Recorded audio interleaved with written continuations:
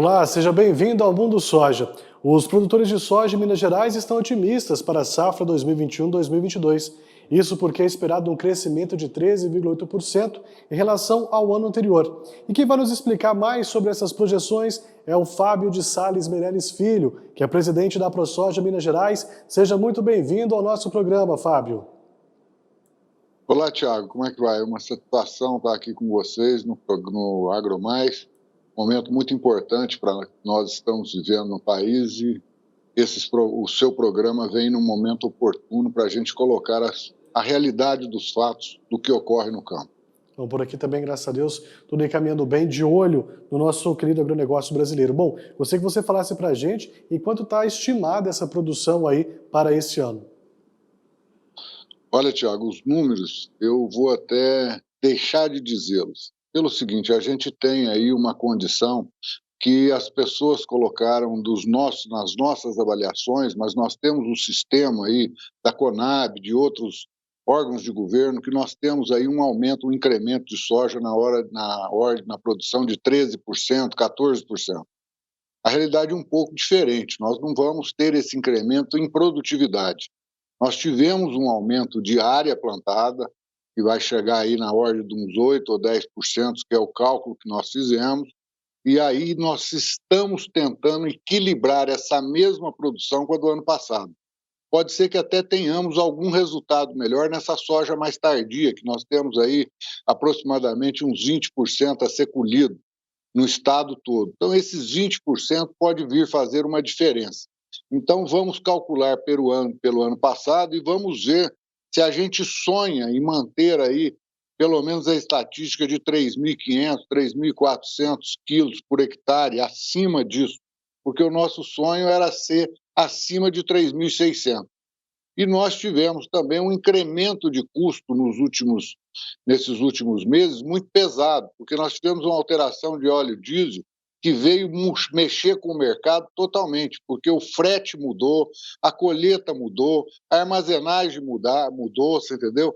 E a qualidade desse grão, vamos dizer, o que está pegando aí bastante sol agora, vai ter uma qualidade bastante boa, mas os que começaram no início, nós temos aí uma dificuldade maior.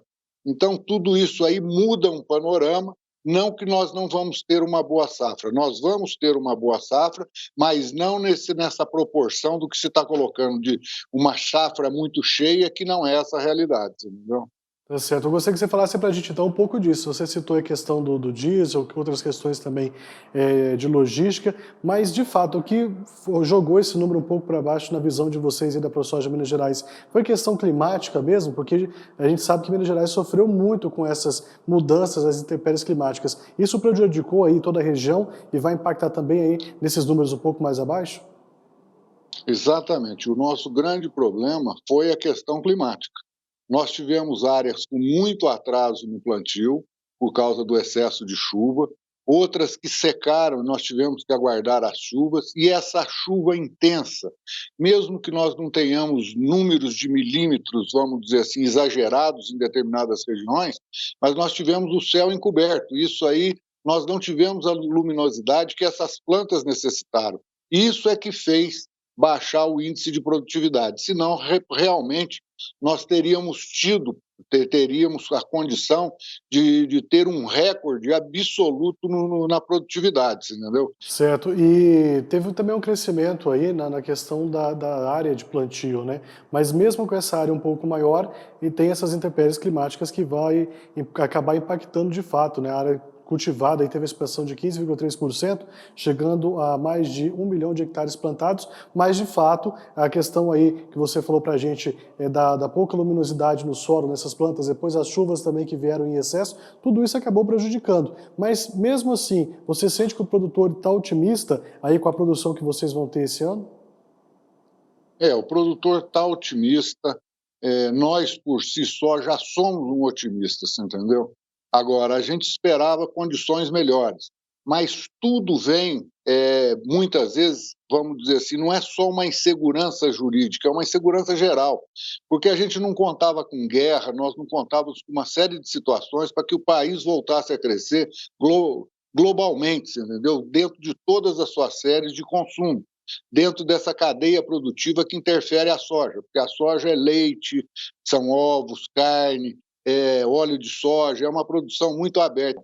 Nessa condição toda, nós passamos a ter uma interferência. E você vê que nós somos, assim, de um lado, muito frágil, porque nós não temos uma sustentabilidade, uma garantia que nos estabilize. Você vê, o câmbio hoje voltou, nós estamos com um câmbio aí de 4,80, a soja voltou o preço, mas nada dos insumos que são cotados em dólar voltarem. Não voltou o adubo, não voltou o combustível, nada disso voltou.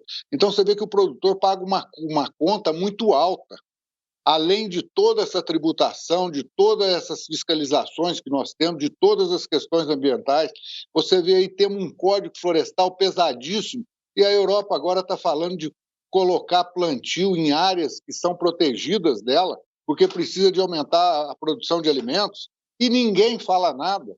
Então, o produtor brasileiro, de uma forma geral, seja ele da pecuária, da agricultura, ele é um alvo constante do mercado.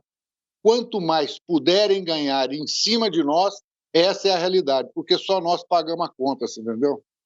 Ô, Fábio, e por que que isso sobra sempre para o produtor? Eu falo, você citou uma questão agora muito interessante, que é essa parte lá da Europa que vai abrir suas áreas protegidas também para cultivo, enquanto nós aqui no Brasil temos uma área de extensão muito grande que é produzida com o Código Florestal que respalda os produtores e que também é muito rigoroso, mas mesmo assim, lá fora, acaba falando que os produtores aqui cometem diversos atos que são ilícitos, que parte para cima do desmatamento, de tantas outras questões que de fato a gente sabe que não acontece. Por que que o produtor brasileiro sempre paga a conta, sendo que nós somos um dos países aí que abastece o nosso mercado e ainda alimenta todo mundo?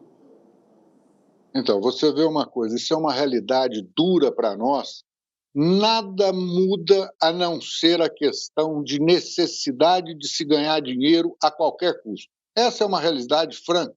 Não importa se é multinacional, quem são eles. O problema é só um, é comercial. Então, se nós estamos interferindo, produzindo alimentos melhores, com condições melhores, vamos criar barreira, seja barreira sanitária, barreira alfandegária, qualquer tipo de barreira para impedir que o produtor brasileiro se deslanche. Então, você vê uma coisa, com tudo que sobe, nós estamos muito na mão do trade, na mão das multinacionais, temos dependência aí dos insumos, tanto químico quanto de fertilizantes. Você vê uma coisa, nós estamos recebendo os fertilizantes num ritmo menor, mas estamos recebendo o que vem da Rússia, lá da Bielorrússia, lá da onde vem daquele setor da guerra, nós estamos recebendo num ritmo menor. Agora, tem justificativa de nós dobrarmos os preços de tudo, de máquinas, de equipamentos, de tudo. Vamos colocar aí que a nossa inflação fosse 20%, um exemplo. A inflação brasileira é de 20%. Os preços dos maquinários dobraram, do adubo dobrou. Ah, mas o câmbio dobrou também, ótimo, mas o câmbio volta. Ele voltou agora e nada recuou. Então é uma questão comercial, é uma disputa internacional por alimento. Não é que não tem alimento, o pessoal tem alimento, mas não tem dinheiro para comprar esse alimento, vamos dizer assim. É por isso que nós temos grandes pobrezas no mundo, em pontos setorizados. Agora, os grandes países, os países ricos, estão fazendo seus estoques, estão fazendo as suas garantias e estão favorecendo, vamos dizer, até o Brasil, porque nós estamos vendendo, estamos exportando. E, na realidade, essa questão comercial internacional é que interfere dentro do nosso sistema. E você acredita que esse ano, dentro dessas todas as possibilidades que estão acontecendo, principalmente com esse conflito lá no leste europeu, vocês, produtores de soja, terão aí dificuldades para exportar a produção que vai ser colhida aqui no nosso país? Não, dificuldade nós não vamos ter dificuldade de exportar, porque há uma necessidade de alimento. Nós vamos exportar e estamos exportando até mais do que o ano passado. Mas nós poderíamos ter uma tranquilidade melhor para garantir esse abastecimento, tanto brasileiro quanto mundial, uma certa folga, que a gente pudesse respirar um pouco, porque o Brasil é um dos poucos países do mundo que deu certo no agro. Você vê, nós estamos enfrentando uma pandemia de Covid, que apareceu a guerra lá, o Covid acabou. Então você vê que muita coisa no Brasil é muito ilustrativa, é muito de momento, é muita fake news rodando de todas as formas. nós estamos produzindo, melhorando a nossa produção, exportando cada vez mais, mas a luta comercial, a briga comercial, a ganância financeira é que coloca tanto o produtor em risco como o sistema, como se nós fôssemos aí reféns de produção, de insumos para você fazer a sua produção, de outras situações. Isso também é um alerta para o Brasil que temos que investir cada vez mais em tecnologia, inclusive para desenvolver todos esses insumos dentro do Brasil. Fábio, na sua opinião, o que falta então aí para ter essas garantias que você falou para a gente que falta aqui de fato no Brasil? O que o produtor precisa de passar e quem é que vai dar essas garantias aí para vocês que estão produzindo tanto aqui no nosso país? Olha, não é tanto. Aí a gente entra numa área que não é tanto o produtor. Nós temos um sistema altamente organizado, nós temos aí o Instituto Pensar, a Frente Parlamentar da Agropecuária, todas as nossas entidades, CNA, as AproSojas, todo o sistema para fornecer o que é que nós precisamos de demanda. Primeiro, nós precisamos de segurança jurídica para atuar. A situação nossa aí, cada estado faz uma coisa diferente. A insegurança com relação a esse mercado de compra de insumos. Nós precisamos desenvolver o nosso aqui. O país precisa de investir mais em pesquisas. Nós temos o código aí que já nos rege. Mas se nós temos o minério lá, o cloreto de potássio, se nós temos condições de tirar o fósforo, se a Petrobras pode produzir os nitrogenados, por que não o Brasil não fazer isso, não investir nisso? A segurança alimentar está em primeiro lugar. Quando a gente fala numa questão ambiental, a questão ambiental, primeiro do meio ambiente é o homem. Não são animais, não são plantas, é o homem. Nós temos que garantir uma sobrevivência da sociedade de uma forma sustentável. É lógico que vai precisar de cada dia investir mais. Então, é nessa parte que nós queremos melhores investimentos, leis mais firmes e que a gente tenha um planejamento para 4 anos, 10 anos, 20 anos, um planejamento agrícola de crescimento e de desenvolvimento, e não de longo prazo. Esses planos agrícolas de 2 em 2 anos que modificam esse tipo de situação, nós temos que começar a alterá-los, a melhorar-os cada vez mais, fazer os investimentos de longo prazo, investir em energia sustentável, que nós temos aí a condição de investir cada vez mais nas termos fotovoltaicas, fazer um processo de segurança para nós e termos aí um investimento pesado no sistema logístico, principalmente ferrovias e portos. Precisamos de um sistema de ferrovia mais moderno que possa fazer o trânsito de ir e vir, com comboios realmente grandes, porque você vê uma coisa, um comboio bom de ferrovia, você transporta 600 vagões ou 200 vagões, não sei os números técnicos, 200, vamos colocar 200 vagões, são 2 máquinas contra 300 caminhões, 400 caminhões na estrada. Temos aí uma série de rios que podemos ser utilizados aí, fazer um ajuste entre esses modais para que a gente melhore custo e barateie custo e tenha escala para poder sair esse produto com maior qualidade e maior rapidez.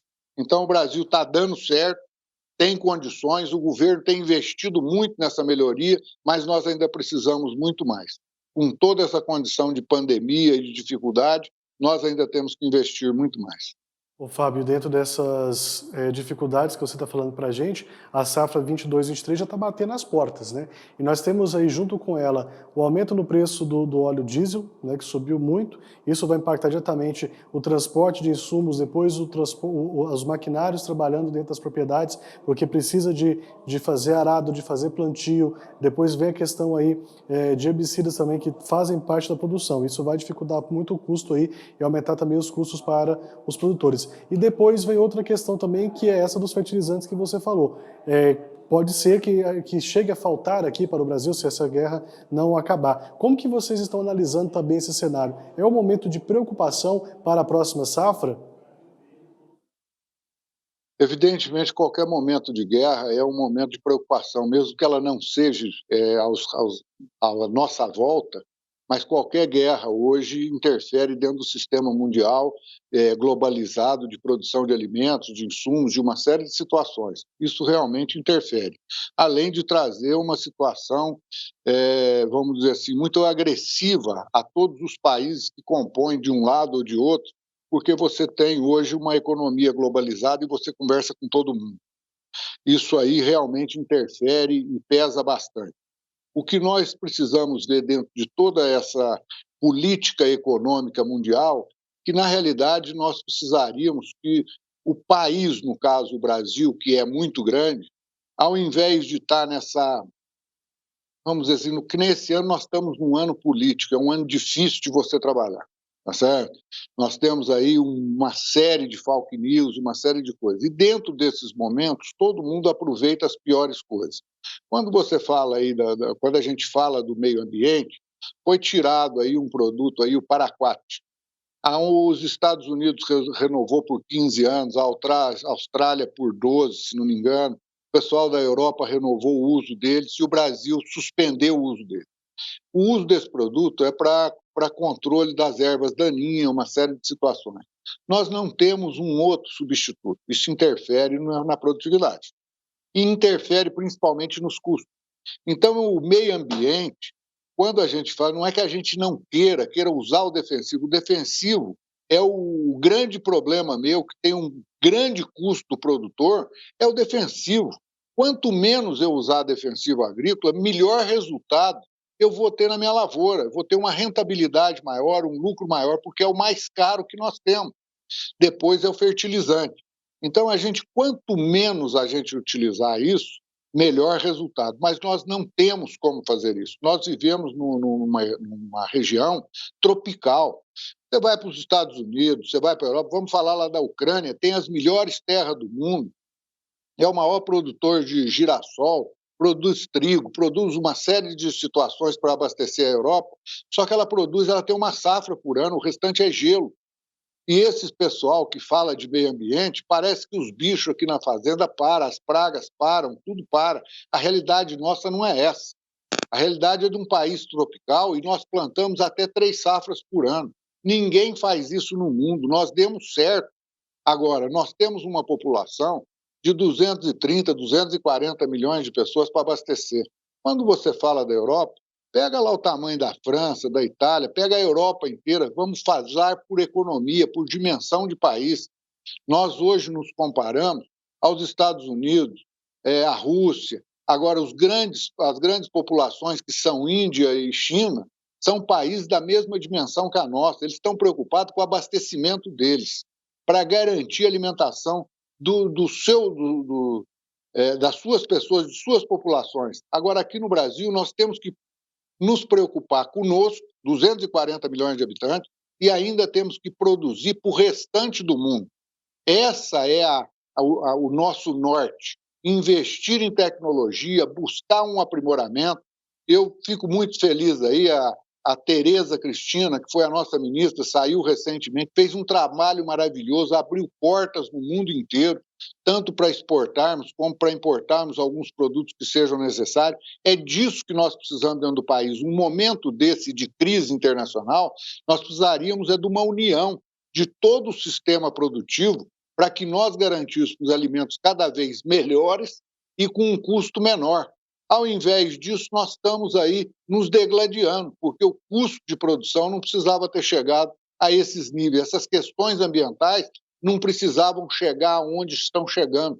Há discussões aí que não têm sentido, e toda hora colocando o produtor na irregularidade, como se a lei pudesse alcançar você retroativamente, mesmo que ambiental. E aí, se a gente for ficar olhando para o passado, nós nunca vamos melhorar o sistema que nós precisamos, entendeu? Ô Fábio, e quando a gente se fala, né, de sustentabilidade, a gente ouve isso a todos os cantos, as pessoas imaginam que sustentabilidade, de fato, é só você cuidar bem do solo, não usar tantos defensivos e por aí vai. Mas a sustentabilidade, a produção sustentável, ela vem do sustento também, e principalmente para o produtor. Você acredita que as pessoas esquecem muito dessa linha e pensam só no meio ambiente? Claro, a gente tem que pensar no meio ambiente, não estou aqui falando que é errado, a gente precisa sim cuidar do solo, precisa cuidar do meio ambiente, é a nossa qualidade de vida. Mas também tem que pensar com a rentabilidade do produtor e, claro, o mercado também oferecendo aí para os consumidores alimentos de qualidade e com preços mais acessíveis. É mais ou menos nessa linha que você imagina também? Você colocou um ponto aí crucial, porque as pessoas veem sustentabilidade única e exclusivamente de um lado.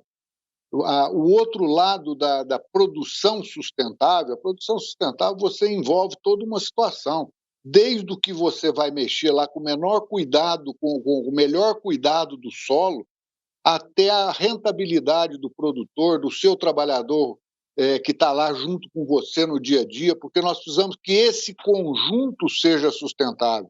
Quando a gente fala sustentável em agricultura, você junta o meio ambiente, a rotação de cultura, a conservação de solo, a melhoria de tecnologia, tá certo?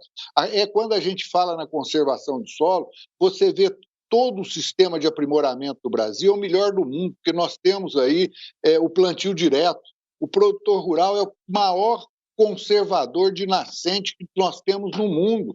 Lá nos Estados Unidos, nos outros países da Europa, eles pagam para esse produtor conservar essa nascente de água, ele tem um lucro para isso. Aqui nós, além de preservarmos, ainda corremos o risco de ser preso, punido por uma calúnia ou por alguma coisa que o meio ambiente, vamos dizer, muda uma lei amanhã ambiental, você ainda fica aí nessa insegurança. Nós temos 20%, de forma geral, de reserva legal, dependendo de onde você está, e que nem legal ela não é, uma reserva de utilização limitada, é 20% no Cerrado, em determinadas regiões 30%, 40%, 50%, na Amazônia 80%. Então você vê uma coisa, aonde existe isso no mundo? Ninguém tem isso, o produtor ser responsável pela coletividade, vamos dizer assim, de uma forma geral. Mas isso não nos afetou, isso nós viemos e estamos dispostos a cumprir, cumprimos todas as leis, porque o produtor rural cumpre todas as leis, por mais difícil que seja, com o custo mais alto que tenha, mas nós cumprimos a legislação. Fábio, nós estamos encaminhando aqui para o final da nossa conversa. Gostaria que você falasse para a gente, você que preside aí em Minas Gerais, uma das associações mais importantes de produtores, por todas essas questões que você colocou para a gente aqui. São as intempéries aí climáticas, as dificuldades que o produtor enfrenta para continuar produzindo, mas mesmo assim, o setor deve se manter unido e deve manter aí de cabeça erguida, porque pode vir tempos melhores e essa próxima safra pode ser ainda melhor do que as outras que já passaram? Olha, o sistema produtivo mineiro e brasileiro precisa se unir muito. Nós estamos vendo aí, o maior problema nosso é o custo de produção hoje. Temos uma alteração do mercado de câmbio e o câmbio voltou e os negócios não voltaram. Não voltou o preço do adubo, não voltou o preço do diesel, não voltou uma série de situações. Então o produtor precisa estar muito alerta para negociar os próximos contratos do que ele vai fazer, porque o pessoal aumentou em número de sacas violentamente os valores. Então, você vai fazer troca de produto, analise os contratos. Se tiver dúvida nesse contrato, mande para a sua associação, para o seu sindicato, mande para a sua federação, para que a gente possa analisar esse contrato e qual o problema que ele está tendo. Porque os contratos são leoninos e, na hora de cumprir o contrato, nós somos obrigados a cumprir, porque é uma lei, está dentro da legislação, e são cadeias internacionais de comercialização. Então, quando você troca produto, faz uma venda futura, você já tem que estar bem condicionado a isso. Nós sabemos também que o ano que vem a gente pode ter uma condição climática um pouco diferente da que nós tivemos esse ano e o ano anterior. Nós podemos ter um déficit hídrico e, pelo que está se falando, os plantios serão mais retardados, principalmente no Sudeste. Nós não sabemos Sul, mas Centro-Oeste, Sudeste, pode ter aí, nós termos que alterar esse calendário nosso de plantio e atrasar aí 10, 20 dias. Esta é a previsão. Então, o produtor precisa estar muito atento. A outra coisa que nós vimos, que são números fantásticos, e para nós é algo muito importante, o Sindicato Rural de Uberlândia realizou recentemente um evento lá, uma feira comercial. O sucesso que o sindicato conseguiu foi fantástico. R$1 bilhão, ou mais de 1 bilhão, de investimento dos produtores em novas tecnologias, em novas melhorias. Agora você vê uma coisa, esse mesmo investimento se você voltar alguns meses atrás, era 50% do valor do que foi investido. Então, quer dizer que nós tivemos, na realidade, um investimento de 500 milhões. 500 milhões a mais, isso foi preço e custo do que foi colocado nos equipamentos. Então, o produtor, até nisso, vai ter que ter um cuidado maior, porque um trator que custava 300, 400 mil foi por R$1 milhão. Uma máquina que custou 1 milhão e 800 há um ano atrás, ela está custando 3 milhões e 800, 4 milhões. Então, isso não é nem inflação, isso dobrou o preço. Ah, mas isso é o mercado de dólar. Nós estamos com o dólar mais baixo e não estamos vendo os produtos. Então, o produtor tem que estar muito atento nas suas negociações, nesse mercado futuro, olhar, fazer as suas recomendações, se fizer uma venda futura, fazer um hedge, procurar um sistema de proteção, porque esse é um momento assim muito delicado. E nós já estamos aí com safra 22, 23 sendo negociada e temos já safrinha sendo negociada para 23. Então, você vê que a nossa sequência de tempo é muito complexa. Se o pessoal puder fazer seguro, esse tipo de coisa, procure a sua seguradora, negocie com as seguradoras, está certo? Para que seja aí um plantio seguro e com garantia. Temos um ano eleitoral difícil, o governo, nós tivemos a reunião lá com a ministra, depois com o presidente da República, o esforço é muito grande deles para que se mantenha a taxa de juros do juro agrícola sem grandes alterações, esse tipo de situação, para garantir o abastecimento, em primeiro lugar, brasileiro. Depois, a nossa comercialização, para segurar a balança comercial, é tão importante para nós nesse momento de crise. Tá certo, Fábio. Gostaria de agradecer muito a sua participação aqui com a gente, sua disponibilidade de tempo de bater um papo aqui e explicar para a gente o que está acontecendo nesse cenário, tanto em Minas Gerais como também aí no Brasil, que foi muito importante. Mais uma vez, muito obrigado e até um próximo encontro. Nós que agradecemos pela oportunidade e estamos aí sempre à disposição de vocês. Muito obrigado. Tá certo, e você de casa também, muito obrigado pelo carinho da sua audiência, continue acompanhando a programação aqui do AgroMais e é claro que a gente se vê.